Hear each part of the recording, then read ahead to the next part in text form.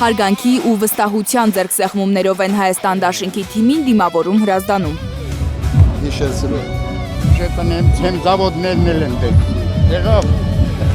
Միասին կարող ենք, ասում են հրազդանցիները։ Ռոբերտ Քոչարյանին Հրազդանում մի քաղաքացի ցույց է տալիս իր երեխայի հետ լուսանկարը, լավ օրերի հիշողություններով։ Հունիսի 7-ը, պարզ ընտրության օր չի, դա Նիկոլին վռնդելու, պատմության աղբանոց նետելու օրն է։ Ընտրություններին մասնակցելու համար արտերկրից մեր երկիր գալ պատրաստվող քաղաքացիներին իշխանականները վարժական հավաքների են ուզում տանել։ Հայտարարում է Աննա Գրիգորյանը, կոչանում չտրվել ԿՊԱ-ականների սպառնալիքներին։ Նոր սպառնալիքի ձև են գտել, ասում են եթե գաք, ձեզ տանելու ենք վարժական հավաքների։ Այսինքն մեր սահմանների պաշտպանությունը այս մարդկանց ընկալման պատիժ է։ Ու որպեսզի չթողնեն, որ մեր հայրենակիցները դրսից գան ընտրության մասնակցեն, այդ պատիժն են առաջարկում։ Չէ, սիրելի ժողովուրդ, եկեք տեր կանգնենք մեր ժողովրդին, մեր պետությանը, մեր սահմաններին։ Եվ անընդունելի է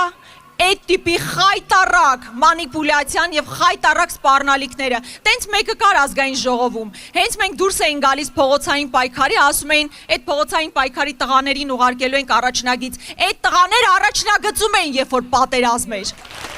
Կայուն երաշխավորված խաղաղություն է լինելու, երբ ընտրություններում հաղթի Հայաստան դաշինքը։ Տեսել եք, չէ, որ աղավնին ուզում է թռցնի եւ չի թռնո։ Դա նույնքան տիպիկ է այն խաղաղության, որ ինքը բերել է։ Խաղաղություն աշխարհի երեսին չկա երկրորդ օրինակը, որտեղ օկուպացված տարածքներով է խաղաղությունը, որտեղ գերիներով է խաղաղությունը, փակ սահմաններով է խաղաղությունը, նոր պահանջներով է խաղաղությունը։ Այդ չթրջող աղավնու նման խաղաղությունը, որ այսօր մեզ պարտադրում են, որ ընդունենք։ Իսկ մեր ասածը իրական խաղաղության մասին է եւ ոչ թե անդադար զիջումների մասին է։ Միասին։ Միասին։ Ուրեմն հունիսի 7-ին ինչ ենք անելու։ Հունիսի 7-ին ուզում եմ այնպես բարձր ասենք, որ մարդամեկին լավ հասնի էս ամեն ինչը։ Հունիսի 7-ին ապրեք։ Իսկ հիմա ուզում եմ ներկայացնել Արցախի Հանրապետության առաջին Հայաստանի Հանրապետության երկրորդ նախագահ Ռոբերտ Քոչարյանին, որ վերանա ատելությունը, պետք է ընտրել Հայաստանը, պետք է ընտրատեղամասում 17 համարին քվեարկել, ասում է Հայաստան դաշինքի թիմը։ Այս մարդը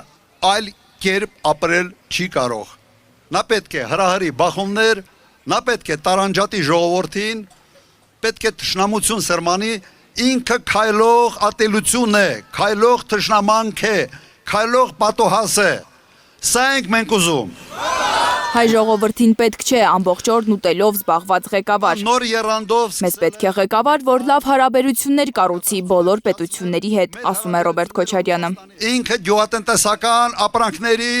սենց լուրջ, շատ լուրջ սպառող է։ Ուտում է, ես նույնիսկ անունը դրել եմ սեղանի կոմբայն, երբես կոշտանալու։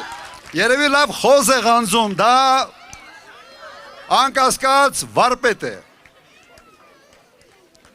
Բայց պետք է ասել, որ հայ ժողովրդին դա չի պետք, պացիենտը պետք է վերջապես հասկանա, հայ ժողովրդին պետք է հանգիստ ապրել, փող աշխատել, գնալ եւ Մոսկվա, եւ Բրյուսել, եւ Փարիզ, ամեն տեղ, ունենալ լավ հարաբերություններ բոլորի հետ, ոչ թե մխրճվել խնդիրների մեջ։ Ուղղակի այս մարդը այլ կերպ ապրել չի կարող։ Մարդիկ թթվածին են, չէ՞ շնչում։ Սա ատելություն պիտի շնչի, արտաշնչի, շնչի, արտաշնչի։ Սրա թոքերը այդպես են աշխատում, վիրուսատիր է ահավոր։ Եվ ինքը պրոբլեմի մաս չէ, հենց պրոբլեմը ինքն է, ոտից գլուխ։ Պարզ բանաձև է առաջարկում երկրորդ նախագահը Հայաստանը չարիքից ազատելու համար։ Չկա Նիկոլ, չկա պրոբլեմ։ Չկա Նիկոլ, չկա պատերազմ։ Չկա Նիկոլ, չկա ճգնաժամ։ չկա Նիկոլ, չկա ազգային նվաստացում։ Ուրեմն ազատվենք այդ չարիքից։ Ազատվենք Ալիևի մարզպետից։ Ուրեմն հունիսի 7-ին գնալ ընտրատեղամաս ու ընտրել 17 համարը, ընտրել Հայաստանը, կոչ է անում Հայաստան դաշինքի թիմը։ Հունիսի 7-ին համար 17։ Միատել հունիսի 7 համար 17։ Ապրեք, շնորհակալություն։ Ձեր ցավը տան։ Միասին կարող ենք կյանքը քո զորացնել։ Միասին կարող ենք կամքը քո ամրացնել։ Լանա Համբարձումյան, Հարություն Մաթևոսյան, Հայլուր։